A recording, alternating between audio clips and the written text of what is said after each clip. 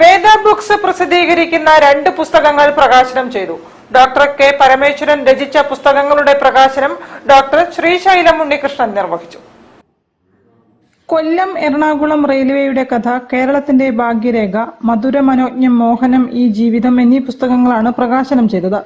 Guruvayurappan college മലയാള വിഭാഗം മേധാവി ശ്രീശൈലം ഉണ്ണികൃഷ്ണൻ പ്രകാശനം നിർവഹിച്ചു.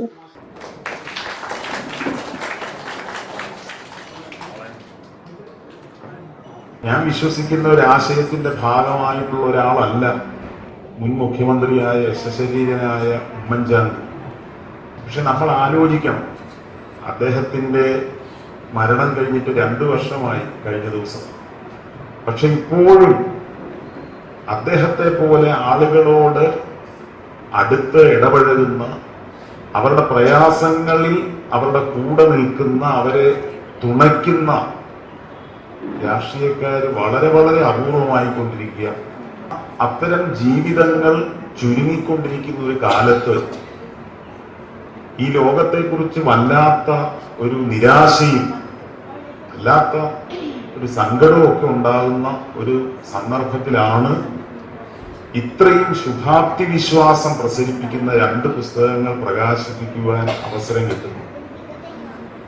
ശരിക്കു പറഞ്ഞാൽ ഈ 2 പുസ്തകങ്ങളും ആത്മകഥകളാണ് എന്നൊരു പ്രത്യേകതയുണ്ട്. വാസ്തവത്തിൽ ഈ 2 പുസ്തകങ്ങളും വായിക്കുമ്പോൾ എനിക്ക് തോന്നിയിട്ടുള്ളൊരു കാര്യം, വാര്യർ സാറാണെങ്കിലും പരമേശ്വരൻ സാറാണെങ്കിലും അവരെ മഹത്വവൽക്കരിക്കാനുള്ള ഒരു നേരിയ പരിശ്രമം പോലും നടത്തിയിട്ടില്ല. അതാണ് ഈ 2 പുസ്തകങ്ങളുടെയും പ്രധാനപ്പെട്ട ഒരു സവിശേഷത.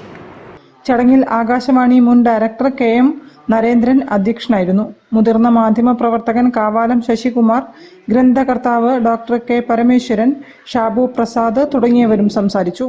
കോഴിക്കോട് അളകാപുരിയിലാണ് ചടങ്ങുകൾ നടന്നത്. News bureau, Kozhikode. വാർത്തകളിൽ ഒരു ഇടവേള കൂടി. ക്യാൻസറിനെതിരെ പൊരുതാനായി കാലിക്കറ്റ് സിറ്റി സർവീസ് സഹകരണ ബാങ്കും MVR ക്യാൻസർ സെന്ററും സംയുക്തമായി അവതരിപ്പിക്കുന്ന ക്യാൻസർ ചികിത്സാ സഹായ പദ്ധതിയാണ് മാസ് കെയർ.